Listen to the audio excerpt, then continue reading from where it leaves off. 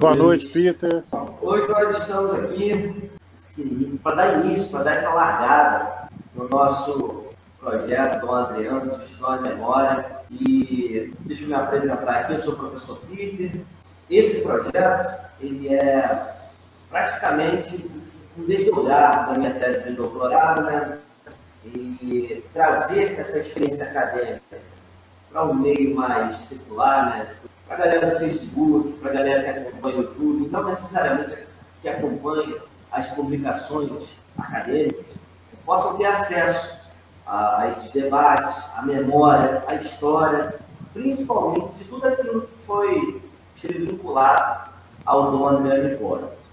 Bom, dito isso, eu passo para o Arthur para fazer a sua apresentação. A gente vai seguindo aí. Arthur Messias, sou de Mesquita. Durante muitos anos da minha vida atuei com muita satisfação nas pastorais da Diocese de Nova Iguaçu, principalmente pastoral da juventude, pastoral social, pastoral da comunicação.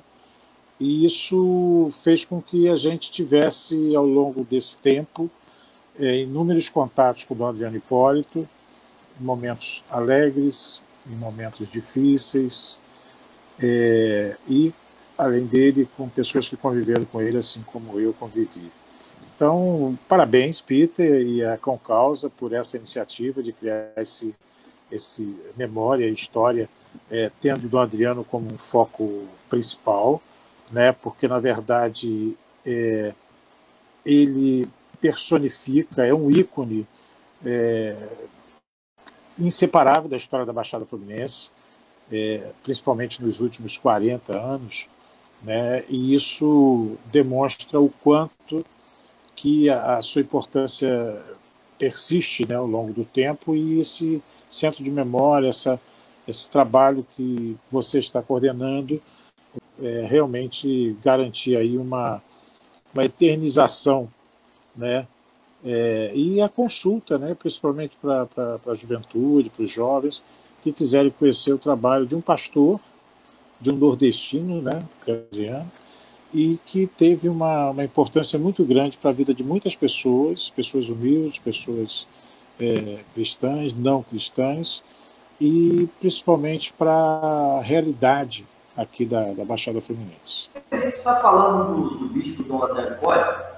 Eu vou fazer um breve resumo aqui da carreira, né, de Dom Adriano Hipólito.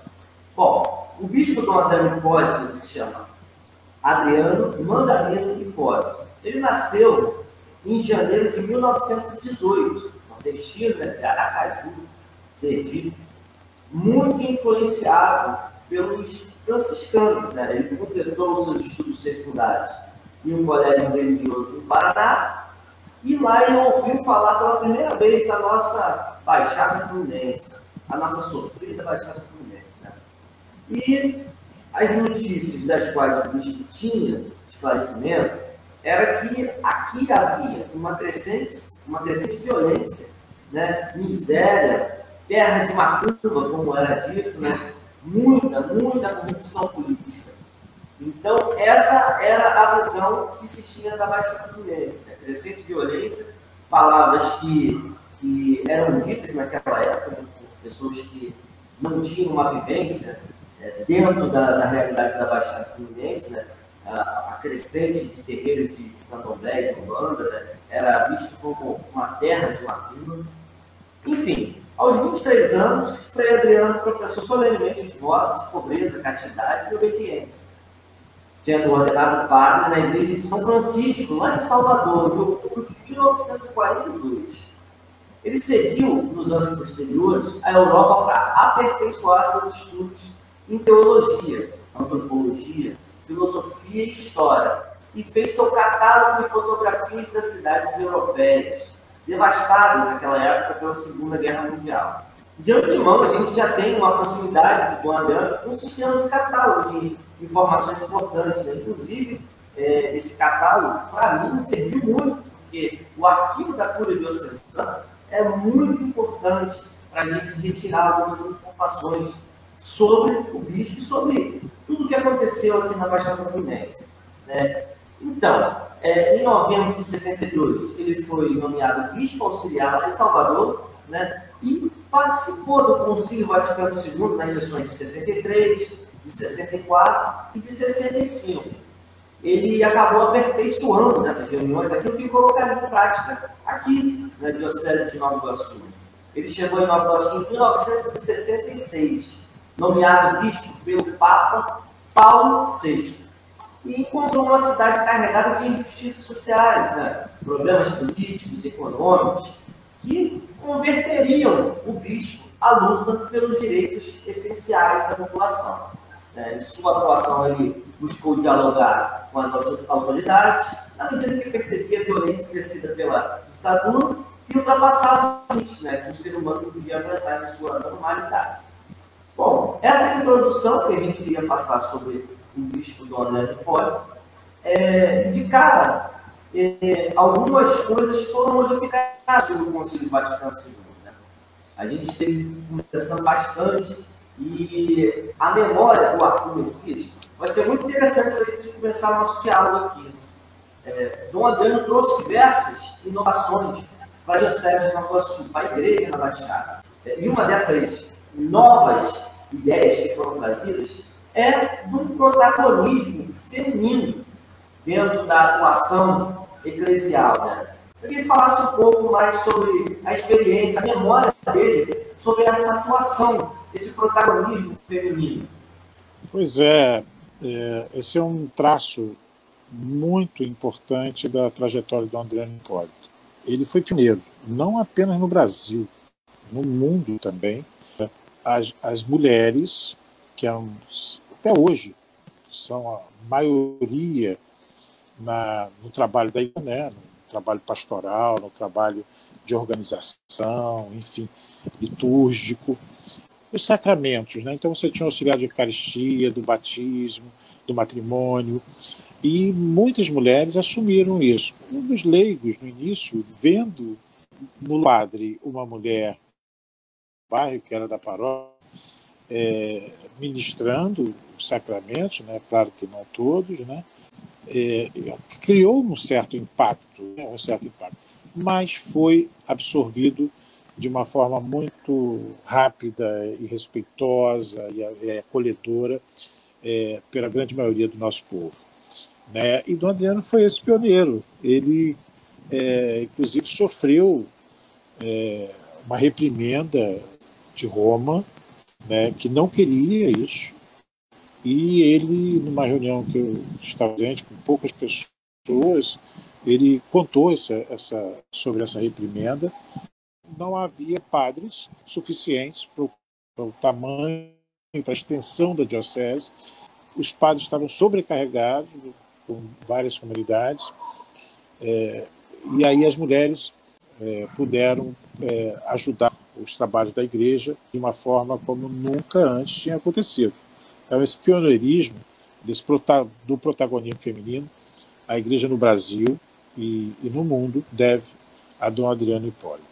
Né, entendendo também nesse conjunto de inovações que Dom Adriano acabou trazendo aqui para a Diocese de Nova Iguaçu, nós temos uma outra questão muito importante que faz parte também da questão do Vaticano II, que já que Nova Iguaçu, essa região, tinha um histórico muito grande de padres, de pessoas que vinham da Europa para fazer trabalhos que não tinham pessoas para fazer.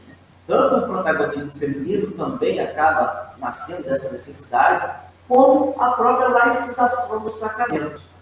Sobre essa laicização, sobre a participação do leigo, eu queria que você pudesse dar passar a sua experiência com essa laicização desses sacramentos religiosos.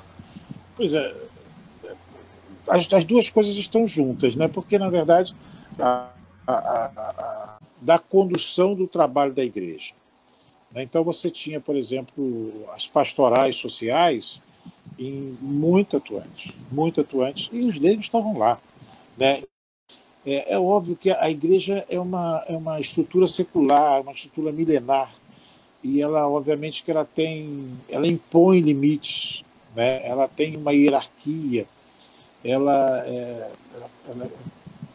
necessita ela necessita de estar desta maneira estruturada, né? Avançou muito, muito.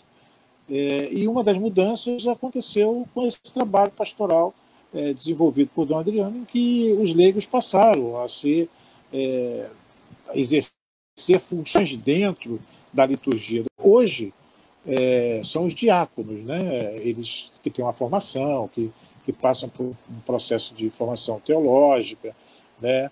Mas, na época que iniciou, era uma coisa que bastava que houvesse um compromisso, né, com a igreja, com a fé, com Jesus Cristo, e que fosse uma pessoa que tivesse uma respeitabilidade, um reconhecimento pela comunidade de que era uma pessoa que podia estar à frente de um processo litúrgico. Então, isso aconteceu. Ainda hoje, é assim que a igreja da Diocese de Nova Iguaçu funciona e muitas outras dioceses também, né? Então, esse protagonismo leigo, a laicização, né, da igreja alcançou patamares bem significativos aqui em Nova Iguaçu. A mulher, né, e o leigo de um modo geral, né, o homem, a mulher, o jovem, enfim, que tinha um espaço aqui na Diocese. Por razões de ter poucos padres, como eu falei, para cobrir a extensão territorial da Diocese, o número de pessoas, mas também por essa convicção, né, que o Adriano tinha de que a igreja ela tem que ser viva, ela tem que incluir a participação dos leigos, né? E claro que para essa compreensão muitos padres contribuíram, muitos padres também ajudaram e ajudaram a implantar isso na Diocese de Nova Iguaçu. Tem uma coisa que no desenrolar da minha tese, né, eu fui percebendo que muitos padres chegavam aqui e metiam o pé, né? Eles viam a situação do Adriano, falava muito isso nas suas publicações, tanto no Boletim Diocesano quanto na Folha. E os padres que chegam aqui nessa região, eles percebem a fragilidade da região, percebem o cenário de pobreza, muitos deles iam embora. Pensando nesse cenário de pobreza, uma diocese que enfrentava muitas dificuldades financeiras, até porque se você tem uma população muito pobre, não se pode exigir tanto dessa colaboração, principalmente em níveis financeiros, né? Aí, o que Dom Adriano fazia? Ele tinha uma amizade com o pessoal lá da Alemanha, né? Queria que você contasse um pouco sobre essa história dessa parceria de Dom Adriano com a Alemanha, com alguns bispos ou com alguns conhecidos que davam suporte para ele lá da Alemanha. A história é bem simples, né? E é uma história que repete, né? Que é como se fosse uma diocese irmã de Nova Iguaçu, na época. Dom Adriano tinha ele era um intelectual, uma pessoa com conhecimento teórico fantástico, enorme, falava algumas outras línguas, né? Sempre foi um estudioso, fazia músicas, era uma pessoa muito dedicada, foi professor de seminário, e ele ficou muito amigo do bispo da Diocese de Colônia, que é uma das cidades mais ricas da Alemanha, né? E essa amizade fez com que Dom Adriano fosse convidado para participar inúmeras vezes da campanha da fraternidade, da quaresma, né? Da campanha de quaresma lá na Diocese de Colônia. E ele ia para as comunidades, celebrava a missa, falava um pouco da realidade brasileira, do trabalho pastoral aqui, e obviamente que levava proposições, propostas, projetos para que os cristãos de lá pudessem ajudar a concretizar aqui, né? Então, foi graças a essa, com a Alemanha, com a Suíça, com vários países europeus, que principalmente na Alemanha, na Diocese de Colônia, que inúmeras construções aconteceram na diocese, a começar o próprio centro de formação de líderes, lá no bairro Moquetá, a casa de oração no bairro da Posse, o convênio de Irmãs Clarissa, lá no bairro Botafogo, o próprio CEPAL ali no centro, né, da cidade, que é o centro pastoral também, teve participação. Enfim, o seminário Paulo, né, que foi um seminário que surgiu com uma proposta de ser interdiocesano, né, e funcionou assim durante muito tempo. Enfim, essas construções e muitos dos trabalhos pastorais, iniciativas que aconteceram aqui, conseguiu recursos, conseguiu apoio para que da diocese de Colônia. É bom dizer, assim, a diocese de Colônia ela tinha um bispo muito independente do ponto de vista das convicções, muito parecido com o do Adriano, né? Assim, eu diria um vanguardista, né?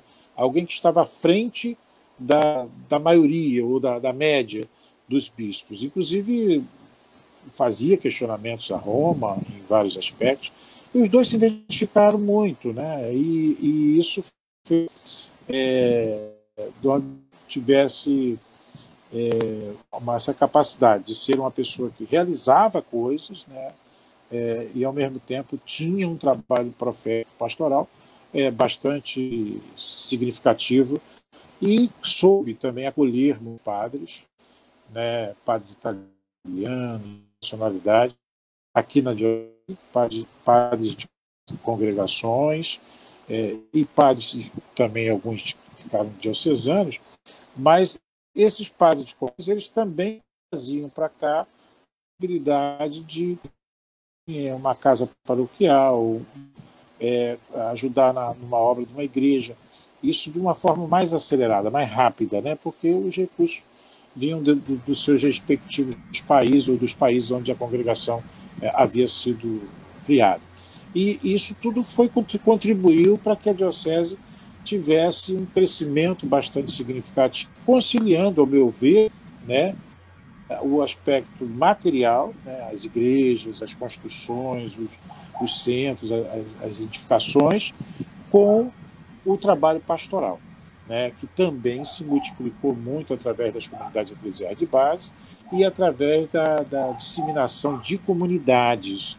Você tinha a igreja matriz, né, mas você tinha as comunidades associadas a ela. Então, isso tudo criou uma capilaridade muito significativa. Bom,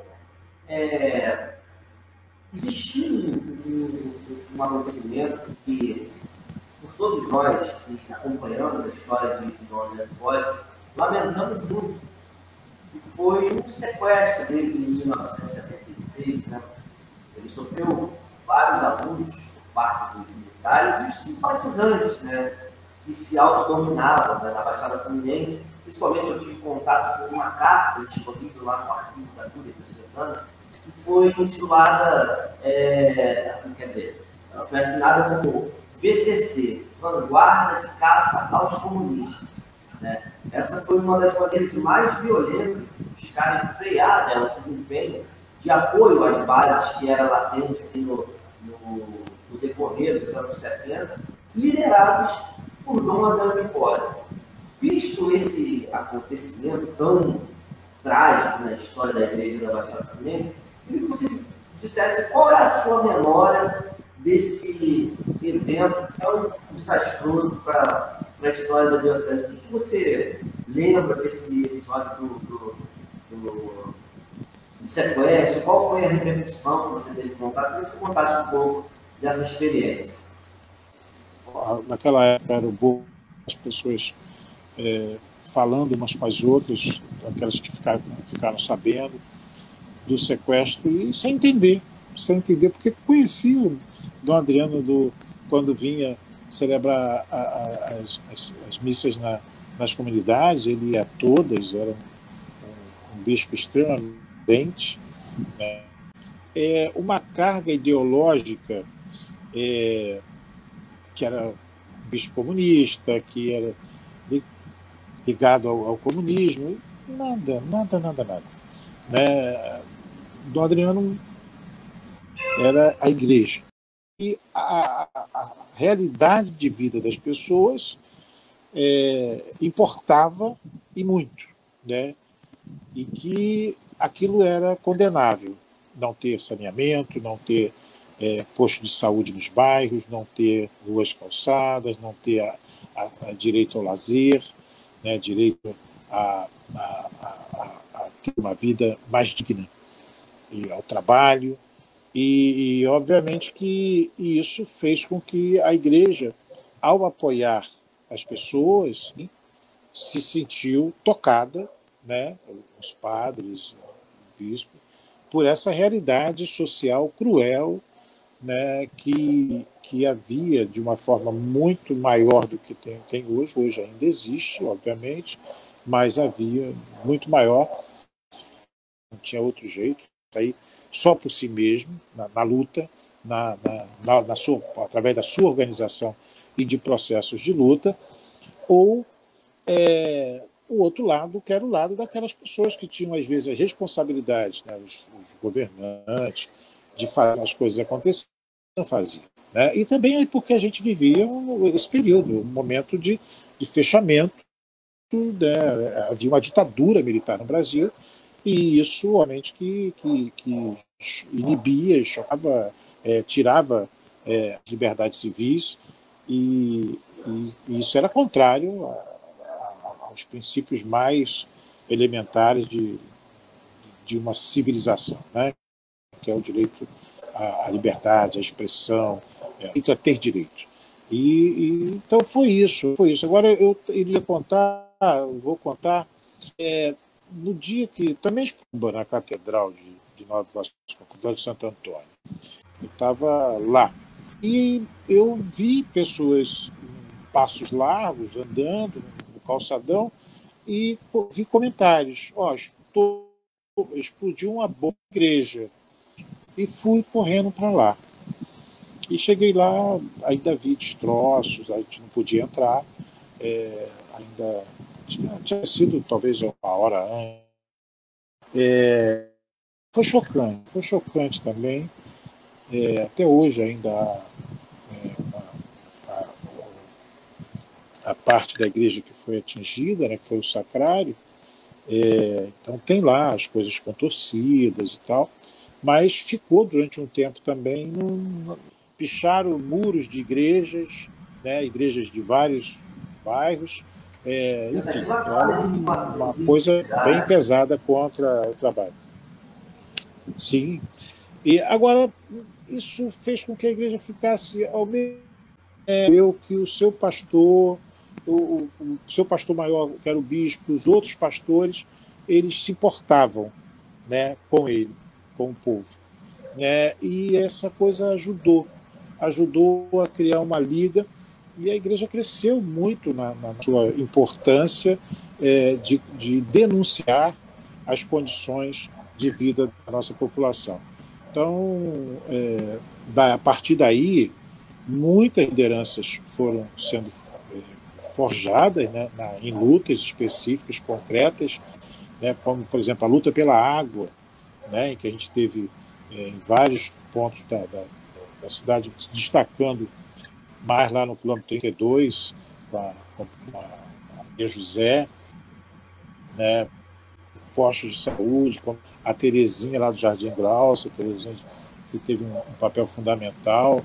Enfim, surge a partir dessa coisa toda, as associações de moradores, surgem o povo mais organizado, surge o MAB, a Federação das Associações de Moradores, e no âmbito da igreja, as pastorais sociais, né? A pastoral operária, a pastoral da juventude, a pastoral social, propriamente dita, que vários aspectos das questões sociais, e outras tantas pastorais. Surgiu até, num dado momento, a pastoral contra o desemprego, né, que era para dar apoio solidário às pessoas que estavam empregadas, como, por exemplo, uma cesta básica, um apoio à família, mas também para forjar oportunidades de trabalho, através de formação e também de cobrança das autoridades para que houvesse um fomento no sentido da política de criação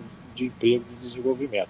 Então, a igreja ela acabou professando uma fé muito engajada na realidade de vida das pessoas aqui, né? Eu acho que esse foi um grande momento da diocese, que pôde se sensibilizar com a realidade de vida das pessoas e pôde dar uma contribuição muito significativa. Se me permitir, Peter, eu vou falar só mais 2 aspectos que são muito importantes. Um foi 2 programas, 2 projetos que a diocese abraçou através da Caritas Diocesana e também com o apoio da equipe que na época estava na Caritas, mas também na Comissão de Justiça e Paz, né, a Sada Barô Davi, o Frei Luiz, né, a Zuleika Sampaio Rodrigues, que foi uma senhora que foi presidente do MAB, uma guerreira, uma grande cristã e, ao mesmo tempo, uma grande de luta da Baixada, né? Enfim, num momento crucial, a epidemia de dengue de 1986, fechamos a Dutra, houve toda uma manifestação para chamar a ação, para que as pessoas estavam morrendo aqui na Baixada e a gente nem sabia por quê. A gente nunca tinha ouvido falar em dengue, a gente não sabia que porcaria essa, que era isso, que matava as pessoas. E acabou, e o resultado dessa luta foi a maior atenção do governo federal e foi feito um projeto que era justamente esse trabalho de base, de atenção básica da saúde. Eu chamaria, né? E tinha lá uma equipe de agentes que ia nas casas, enfim. Então foi um projeto maravilhoso, funcionou durante vários anos, federal, né? E administrado pela igreja. E o outro projeto foi um de alfabetização de jovens e adultos, né? Que esse não foi apenas com a diocese, foi também com federações das associações de moradores, o MAB participou, o MUB de Caxias, a ABM de São João, enfim, que são associações de bairros de Meriti, São João de Meriti, o MUB era o Movimento União de Bairros lá de Duque de Caxias, e o MAB era o Movimento Amigo de Bairros da Iguaçu. E a Caritas também. A Caritas chegou a 50 turmas de alfabetização de jovens e adultos. Eu tive a honra de conhecer por esse projeto. Ele foi um projeto premiado pela Unesco. Eu coordenei a parte da Caritas, essas 50 turmas. E nós recebemos a visita do Paulo Freire. Ele ficou 3 dias conosco, visitando desde uma sala de aula até conversando com os professores, conversando com os revisores, né? Foi um projeto maravilhoso. Foi feito também com financiamento federal, na época a Fundação Educar, que substituiu o Mobral, o antigo Mobral, que era uma coisa meio fajuta, né? Mas esse projeto não, ele alfabetizou muita gente e mereceu, inclusive, essa premiação da Unesco. E de novo, a igreja participando, tentando ajudar as pessoas a ganharem dignidade a partir de si mesmo, né? Você tocou um ponto que são essas associações de moradores, né? E o apoio que o movimento Amigos de Bairro deu para essas associações, eu tenho um dado aqui que eu coloquei na minha tese, mais ou menos, nesse final, depois do sequestro, próximo desse período, no final da década de 70, a gente tinha na Baixada Fluminense mais de 350 associações de moradores, das quais 80 eram coordenadas pelo movimento Amigos de Bairro de Nova Iguaçu. Quer dizer, todo um empenho garantindo, né, que essas pessoas tivessem voz, que de alguma forma elas pudessem expressar a satisfação do local que elas estão morando, do local que elas estão habitando.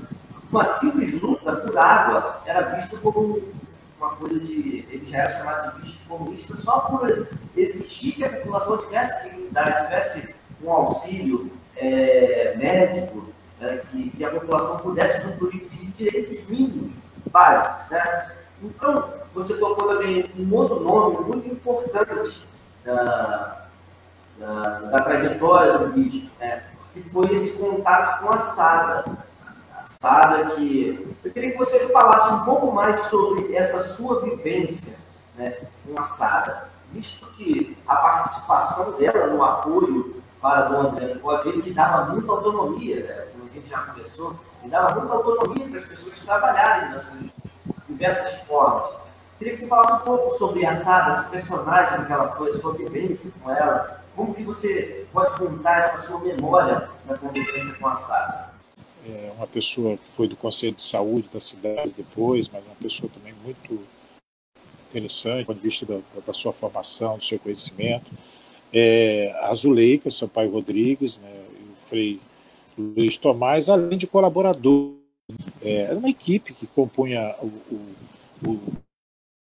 a Comissão de Justiça e Paz, e a Sada, né, era uma figura assim, muito marcante nessa equipe e ajudou muito o Dom Adriano a tocar do lado da defesa dos direitos humanos, do enfrentamento com atitudes injustas, né, tanto do ponto de vista jurídico como do ponto de vista de pressão institucional, né? Havia pressão popular, que era através das comunidades eclesiais de base, e havia esse setor da diocese que era um setor que falava pela diocese, era como se fosse uma coisa institucional.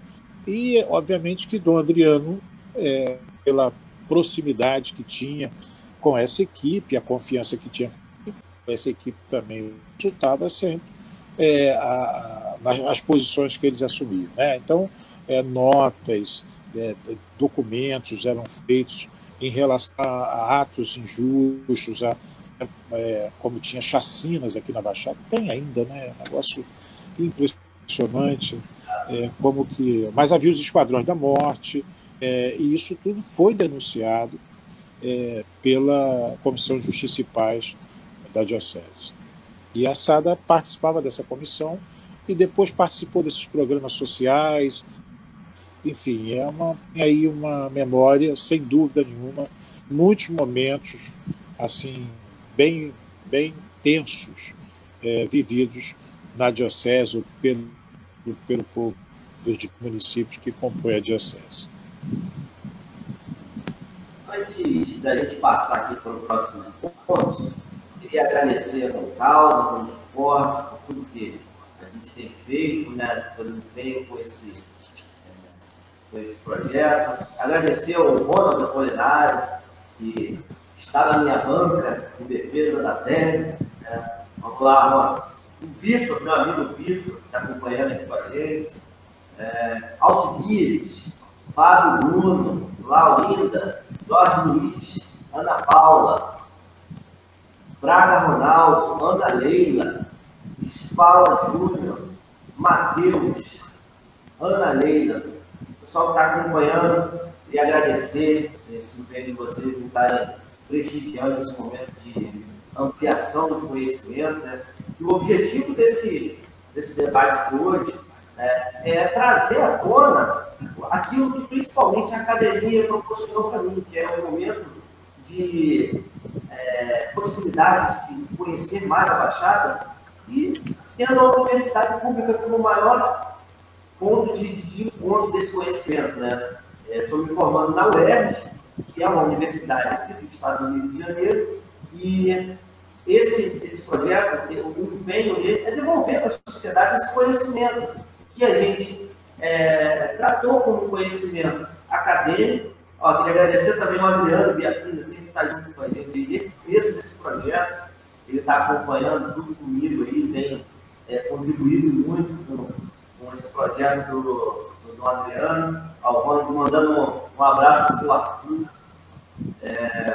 e dando continuidade a esse projeto que a gente pretende trazer novas fontes para expor de maneira mais lúdica para a população, trazer vídeos, trazer diversas discussões com pessoas que viveram e que hoje têm a memória, como o seu caso, tantas memórias que a gente está eternizando nesse momento aqui, que a gente está passando para todas as pessoas que não tiveram tanta vivência, jovens que não tiveram a vivência, que nem conhecem Dom Adriano Hipólito, que nunca ouviram falar em Dom Adriano Hipólito, uma figura que representa para a maioria dos movimentos sociais da Baixada, dos movimentos políticos, né, um divisor de águas, no momento em que ele trouxe essa luz nova do Vaticano II e começou a se modificar. Pegando esse gancho, tem uma frase muito interessante do Dom Adriano Hipólito, que é a seguinte: a Baixada me converteu. Era uma fala muito corriqueira de Dom Adriano Hipólito. Queria que você comentasse um pouco sobre essa fala de Dom Adriano Hipólito. Eu acho, Peter, que você vai, certamente você já está em fase final, já vai defender a tese, né, esse mês, de doutorado, né, uma coisa muito interessante, relatos, fatos, dessa conversão de Dom Adriano e, ao mesmo tempo, do papel importante que a Igreja exerceu, socialmente falando, aqui na região. E eu acho que Dom Adriano foi muito feliz em dizer isso. E foi autêntico, verdadeiro, né? A Baixada me converteu. Ele dizia isso várias vezes. Eu ouvi várias vezes ele falando isso para as pessoas, para públicos, né? E, obviamente, que era impossível não ser assim, né? Uma pessoa inteligente, uma pessoa sensível, um religioso de vocação, né? Que tinha o desejo de passar a mensagem de Jesus Cristo para as pessoas. Ou chegar aqui, a forma como viviam, ela não poderia ficar indiferente, não poderia deixar de atentar para aquela realidade e perceber que aquela realidade era a negação do Evangelho, né? Que era uma coisa que traduzia tudo, ou pelo menos aquilo que era a essência do Evangelho, que era a questão da vida, né? Da vida em plenitude, da vida em abundância, né? Talvez uma das frases mais marcantes de Jesus seja essa, né? Eu vim para que todos tenham vida e a tenham plenamente. Aí tem várias versões, e a tenham em abundância, e a tenham plenamente. Vida é uma coisa que nós temos. Eu estou vivo, você está vivo, as pessoas estão vivas. E o que é vida em abundância? O que é vida? Aí já é a qualidade da vida. Aí já é a cidadania, né, que era negada. E ainda é negada para uma parcela muito significativa do nosso povo. Então, a cidadania é aquilo que é o diferencial, né? A planta está viva, né? A água precisa de sol, assim como os seres humanos precisam de ter os seus direitos respeitados, o direito à vida, o direito enquanto pessoa humana, né? E isso é que Dom Adriano reputava como a essência do trabalho dele no anúncio evangélico, né? Ou seja, a Baixada converte pela sua realidade que negava o Evangelho, que negava o anúncio, a mensagem de Jesus Cristo. Então, é uma frase que toca a gente, né? E veio de uma outra realidade. Era uma realidade dos livros, uma realidade da igreja enquanto um local de formação, um local de aprimoramento intelectual, de trabalho litúrgico, de aprofundamento. Isso. E ele aqui chega e vai para as comunidades que no dia de chuva ele tinha que passar por lama por tudo que é lado, bairros cheios, né, abertas, por tudo que é canto. Onde ele morou praticamente todo o tempo, que é o bairro Jardim Ocidental, lá no Parque Flora, né, durante muitos e muitos anos, Dom Adriano chegava em casa, não tinha calçamento, né? Era a casa do bispo, meio um bairro bem popular, ainda é um bairro bem popular, e ele vivia isso. Então, a Baixada o converte porque ele passou a viver aqui de uma forma intensa, né? Viver os dramas de vida da população. Esses dramas, né, que ele tanto vivia e revivia na sua fala, né, acabou gerando uma coluna na Folha. Né? A Folha era um periódico semanal da Diocese e ela acabou adquirindo uma ampla circulação. E lembrando dessa convivência de Dom Adriano com a maior parte da população mais carente, né, ele criou dois personagens, que são os personagens que eu abordo na minha tese de doutorado, que é de uma coluna que tem na Folha, chamada Imagem. Eu chamei essa coluna de imagético do bispo, né?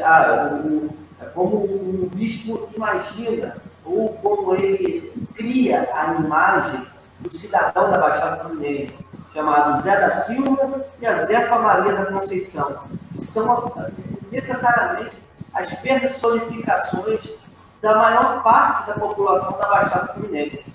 E você me contou uma história, né, relacionada a como ele tinha essas inspirações. Eu queria que você contasse para todo mundo aqui como é que era essa relação com a população e como ele tirava esses insights para fazer essa pequena coluna na Folha. Qual a sua memória disso? Dom Adriano sempre foi um bom ouvinte. Isso era uma qualidade marcante dele. Ele era um bom ouvinte. Ele ouvia muito o povo, ouvia os padres, ouvia, né, ele sentia necessidade disso, pelo menos essa é a impressão que eu sempre tive, né, e ele ouvia lá no bairro Jardim Ocidental, ele ouvia o povo dali, o povo ia na casa dele, né, parece de um dia, às sextas-feiras, que era um dia que ele costumeiramente recebia as pessoas, e elas contavam histórias, né? Eu vim do Nordeste, eu vim de tal estado, estou sem condições de comprar o gás, né?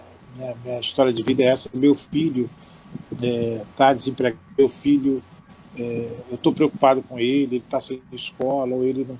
Enfim, esses dramas todos, né? As pessoas iam lá falar com o bispo, esperando a ajuda do bispo, materialmente falando, né? Ele ajudasse a comprar um bidão de gás, por exemplo.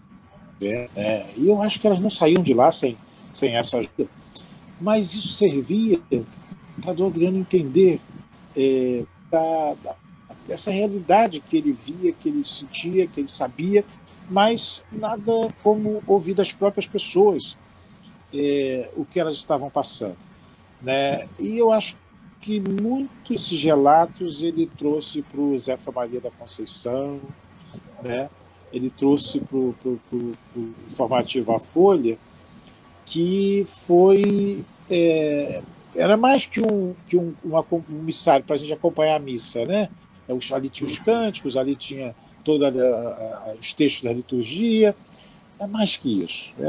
Tinha lá uma mensagem, como você analisou no seu trabalho, social, tinha esses relatos às vezes como uma metáfora, né, como você falou, uma imagem, né, da realidade, mas era ali um traço da realidade, uma expressão da realidade.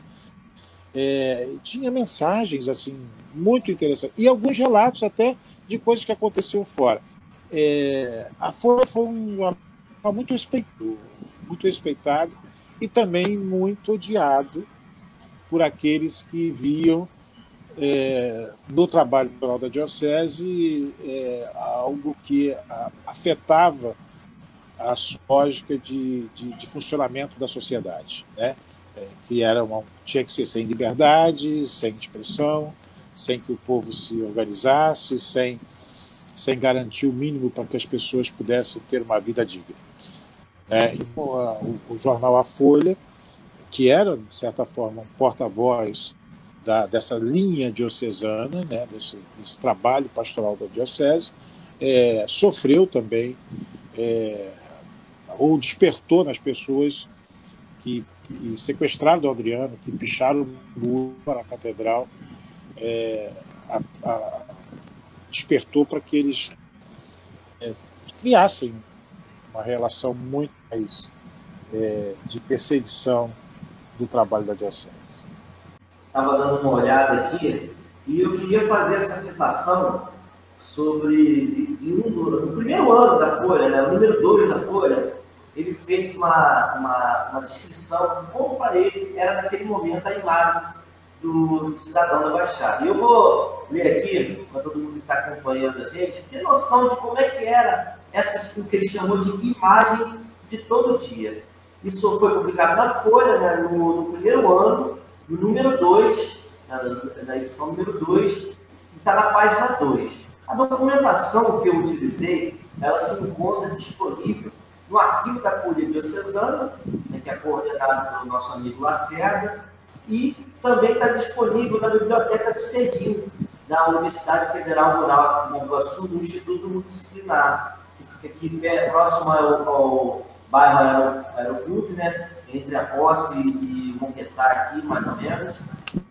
Quem passa na luta sempre está acostumado aqui a entrar na Posse e ver dedicado à rural. Tem um trabalho, um empenho do pessoal da rural em digitalizar essa documentação e disponibilizar. E um dos meus objetivos desse projeto é tornar muito mais público esse trabalho todo do bispo e dos acadêmicos, né, que sistematizaram toda essa documentação para que a gente pudesse degustar aqui. E eu queria passar essa degustação aqui para vocês agora. Né? Nessa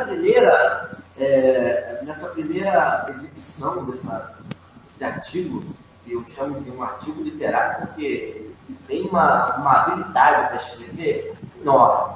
Então eu vou tentar aqui dramatizar o máximo possível, mas que entendam os limites dessa minha interpretação aqui. Mas é o seguinte, né? No imagético intitulado Imagem de Todo Dia, né, o bispo diz assim, ele separa em alguns parágrafos. O primeiro parágrafo é o seguinte: volto da reunião, 22 horas, do alto da posse, a fome do Vitor quer arranjar um pão doce, na padaria, para o Fusca. E logo chega perto um menino de 8 para 9 anos, magrinho, miudinho, roupinha consertada e limpa, com voz de quase choro. Compra cocada, moço. É só 200 cruzeiros. Novos ou velhos? Pergunto brincando. Não entende. Leve uma, seu moço. A esta hora, cocada faz mal. Faz não, senhor. É boazinha. Quem fez suas cocadas? Foi minha mãe. Compra só uma, seu moço. Vitor volta e não quer cocada, só quer pão doce. O garoto insiste. Quem resiste? Quanto custa tudo? Diz Dom Adriano. O garoto conta. São 8. E farejando o negócio, leve tudo por 1.000, seu moço, para eu ir para casa. O Adriano se revista lá. Dou 1.600 pelas cocadas feias. O garoto ataca. Sabe, moço, eu faço hoje 9 aninhos. Me dê 5 cruzeiros de presente. A voz é inocente. A carinha é inocente, com os traços de esperteza. Enfraqueço. Dou os 5 cruzeiros de presente. Vai depressa para casa, está na hora de o menino dormir. Experimento a cocada. Impossível. Ele agradece correndo ao encontro, uns 10 metros adiante, da irmãzinha. A mesma cara, a mesma raça. Conta a história, apontando para nós, o Fusca arranca. Passamos pelos dois. E a meninazinha, que parece ter uns 9 ou 10 anos, grita para nós: seu moço, amanhã eu vou fazer também 9 aninhos. Cadê meu presente? Sinto um nó da garganta. 1000 nós. Essa terrível imagem de todo dia. Dom Adriano Hipólito. Olha como é que isso é comovente, né? De falar sobre a realidade que ele tanto escrevia, né, do menor abandonado, né? Falava muito sobre essa questão do menor abandonado, das crianças de ruas, né? E pegando esse gancho desse imagético, para a gente encerrar o nosso bate-papo, queria que você fizesse uma conclusão e uma pergunta, que respondendo uma pergunta que você chama para esse nosso projeto. Arthur Messias, agora, em poucas palavras, qual a sua memória de Dom Adriano Hipólito? Eu me sinto assim bastante privilegiado por ter vivido com tanta gente que fez história, e que por isso a memória não sai, né? Padres, poderia citar aqui, até porque foram fundamentais para a minha formação como pessoa humana, né? Eu costumo dizer que, num dado momento da vida, você adquire um tipo de personalidade e que aquilo é essência, né? Mas para chegar até a juventude, para conseguir organizar as mulheres em torno de clube de mães, em torno de grupos de reflexão que se encontravam durante a semana, né? Enfim, havia uma coisa que pulsava e as pessoas viam sentido. Vou citar aqui o padre Bruno, também uma pessoa fantástica, lá do lote 15. Enfim, as pessoas sentiam que o que estavam fazendo era, de fato, aquilo que ajudava a construir o reino de Deus. Aquilo que é a mensagem principal de Deus, né? O anúncio do reino, que passa por uma relação da pessoa, né? Como é que a pessoa se comporta em relação aos outros, né? Ao seu próximo, e passa também como ela se comporta em relação ao meio ambiente, a forma que vive, a relação que ela tem de compreensão sobre os seus valores, sobre aquilo que direito é. Eu devo tudo, assim, essas questões que eu tenho, a Deus, uma formação que eu considero muito firme, a esse momento. Esse momento sedimentou em mim isso que não sai mais. Você citou aqui pessoas que estão nos ouvindo, vendo, jovens, né? Alguns jovens da Pastoral de Juventude atualmente, como você falou, o Matheus, imagino que seja o Matheus que eu estou pensando, Fábio Bruno, que atuou muito num trabalho pastoral também, na Paróquia Nacional das Graças e Mesquita, enfim, várias pessoas que certamente poderiam dar também um depoimento, falar qual é a sua memória sobre a contribuição que a Igreja deu. E eu, particularmente, tenho de Dom Adriano uma lembrança muito interessante. A gente, aqui no bairro de Mesquita, no bairro Parque Ludolf, hoje Vila Emil, a gente iniciou um trabalho comunitário de formação de uma biblioteca, que completou agora 36 anos, a Biblioteca Comunitária Oscar Romero. Dom Oscar virou até santo, né, pelo Papa Francisco, foi beatificado pelo Papa Francisco, mas na época foi um bispo que foi assassinado lá em El Salvador, no país. Ele era bispo da capital, né, de São Salvador, e marcou muito a gente, né? Então a gente, quando queria denominar o nome da biblioteca, temos o nome de Oscar Romero. Foi um processo de votação, tinha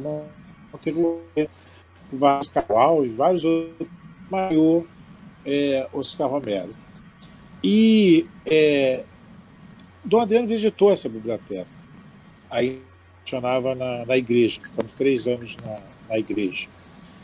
E lá na igreja, a gente, nessa visita, nós estávamos com a camisa, com o rosto de Oscar Romero.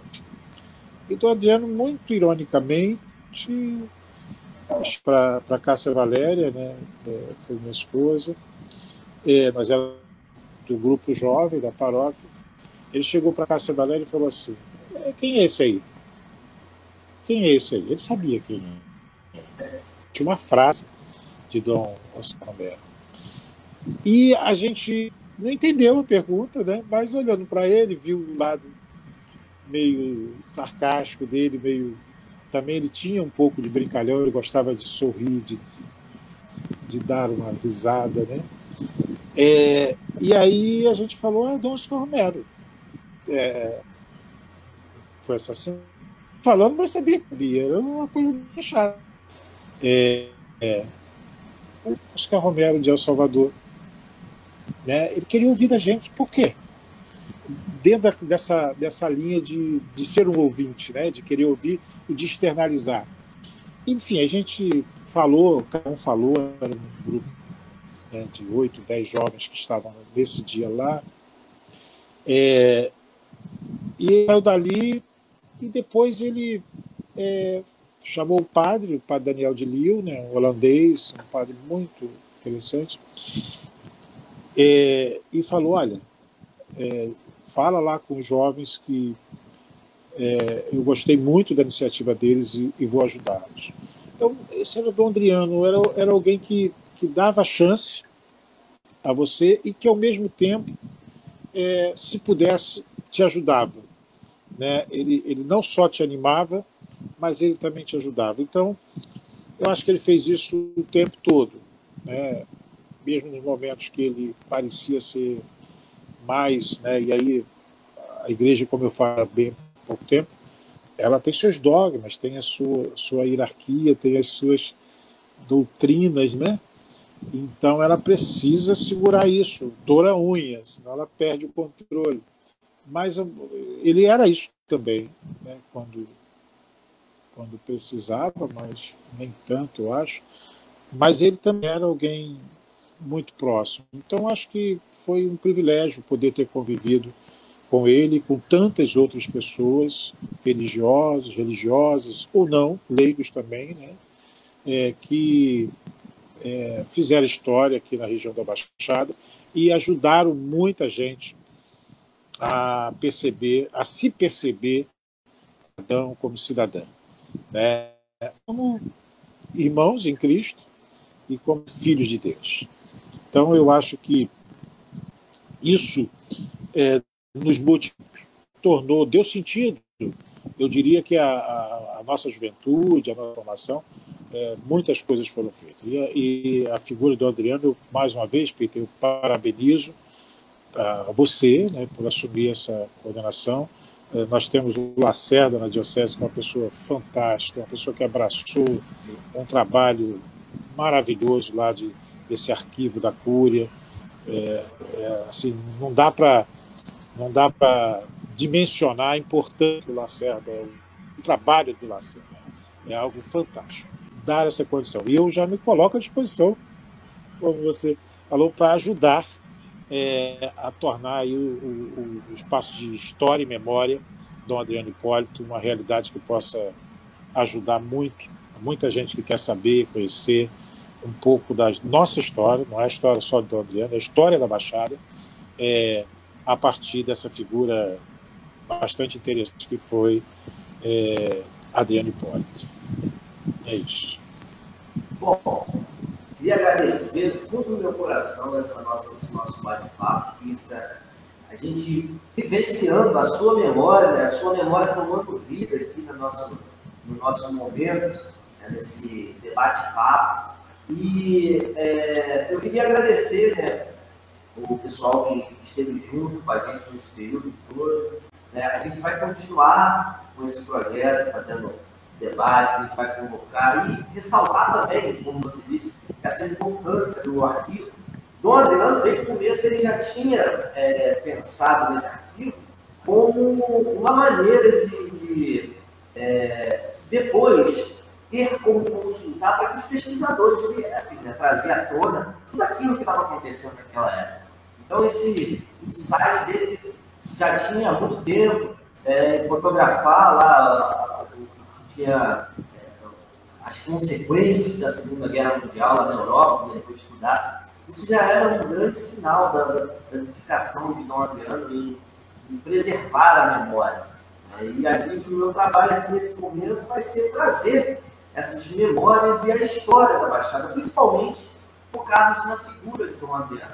Então, para isso, eu queria agradecer a Concausa, agradecer ao Adriano pelo suporte, pela divulgação, por tudo que ele tem proporcionado aí para a gente botar esse projeto para frente.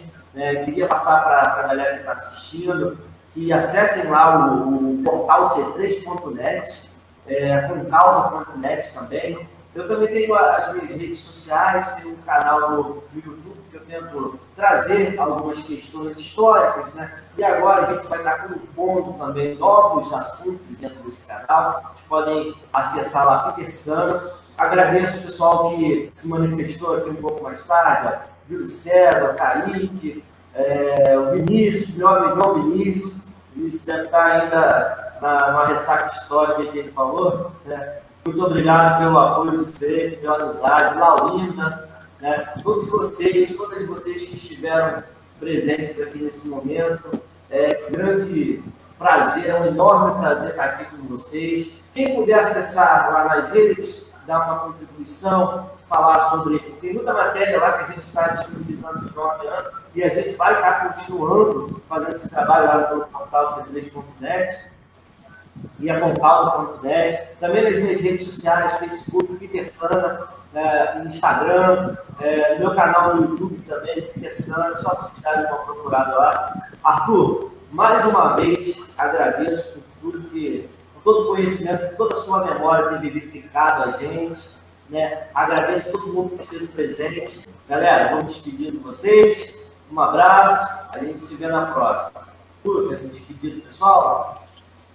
Não, é só dizer, agradecer. Falou, Peter. Parabéns mais uma vez e obrigado. Galera, espero que vocês tenham gostado do vídeo. Quem ainda não se inscreveu, aproveita para se inscrever no canal. Dá seu joinha no vídeo, comenta, compartilha com aquela galera que você conhece. Valeu, tchau.